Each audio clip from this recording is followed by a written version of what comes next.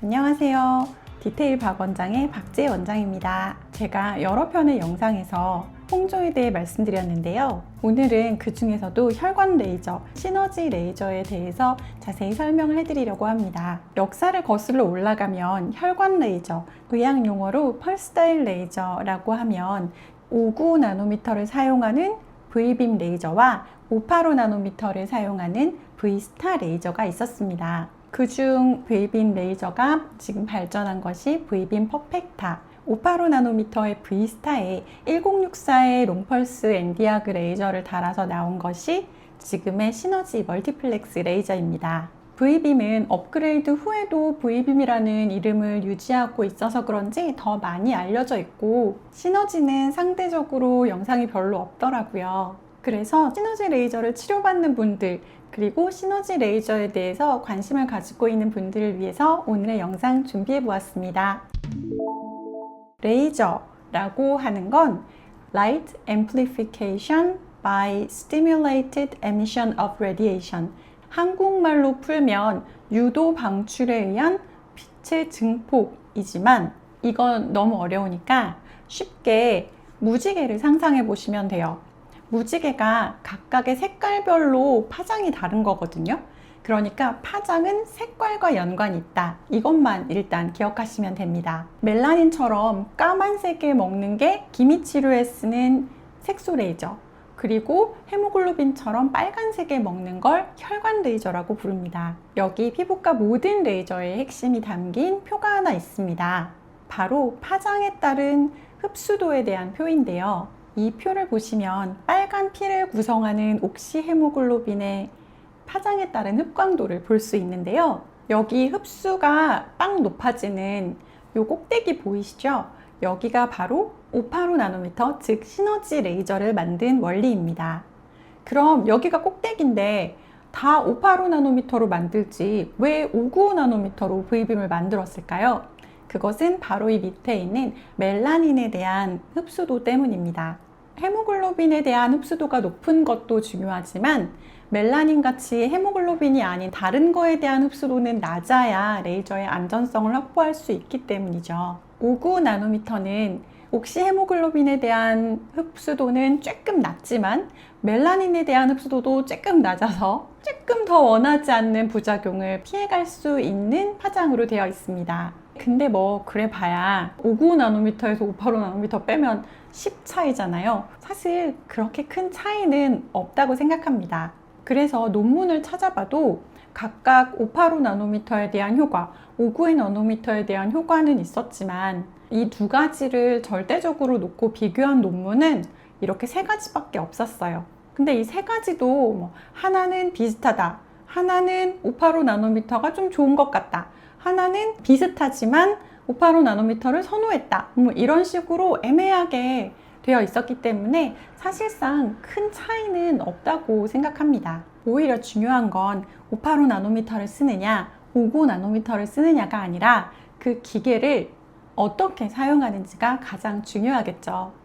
혈관 레이저는 에너지, 샷 사이즈, 조사 시간, 그리고 헤르츠, 이렇게 네 가지 파라미터를 조절을 할 수 있습니다. 그래서 이 네 가지 파라미터를 어떻게 사용하느냐에 따라 치료의 결과를 좌우한다고 할 수 있습니다. 저는 치료하는 동안 최소한 한 번 이상 파라미터를 바꾸거든요.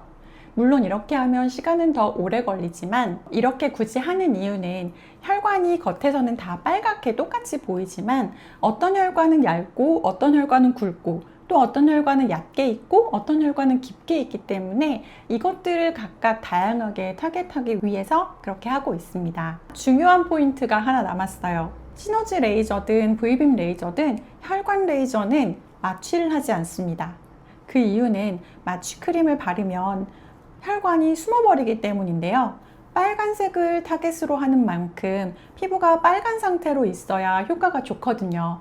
그래서 마취를 하지 않고 치료합니다. 이것 말고 레이저를 받는 환자의 입장에서 시너지 레이저와 V빔 레이저의 가장 큰 차이점이 있습니다.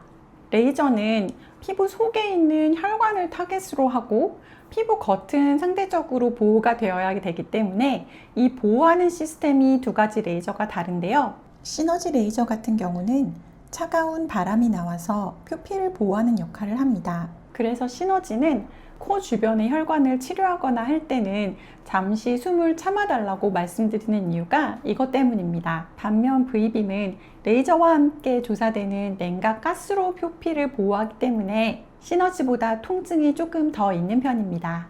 지금까지는 585나노미터와 595나노미터의 혈관 레이저를 중심으로 말씀드렸었는데요. 시너지 멀티플렉스는 앞에서 말씀드렸다시피 파장이 하나 더 있습니다. 바로 1064 롱펄스 엔디아그 레이저가 같이 들어있는데요. 롱펄스 엔디아그 레이저는 그 자체로도 오래전부터 혈관을 치료하는 레이저로 이용되어 왔는데 이걸 585나노미터의 펄스다일 레이저에 같이 붙여서 시너지 효과가 나게 만든다고 해서 기계 이름을 시너지 멀티플렉스라고 지은 것입니다.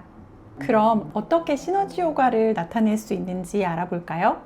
첫 번째는 심플하게 말해서 파장의 숫자가 클수록 깊이 들어갈 수 있다고 생각하시면 됩니다. 그래서 585나노미터, 595나노미터보다 1064가 숫자가 크잖아요. 그러니까 이 1064 레이저는 피부 속의 더 깊은 부분의 혈관을 치료할 수 있다고 생각하시면 됩니다. 그래서 585나노미터로 얕은 데에 있는 혈관을 1064 레이저로 깊은 데에 있는 혈관을 치료할 수 있는 것이죠. 둘째로 롱펄스 엔디아그 레이저는 원래 크게 두 가지로 사용이 되는데요. 하나가 좀 전에 말한 혈관 치료에 사용되고 다른 하나가 바로 콜라겐을 재생시키는 탄력 치료로 이용됩니다.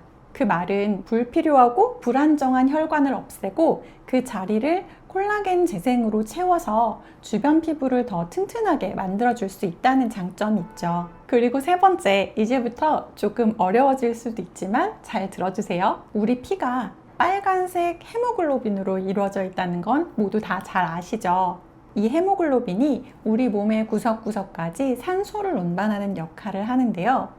585나노미터든 595나노미터든 이 정상적인 헤모글로빈이 레이저를 맞으면 얘가 매트 헤모글로빈이라는 푸르딩딩한 아이로 바뀝니다. 산소 공급이 안 되면 입술이 파래지는 걸 생각하시면 쉬우실 것 같아요.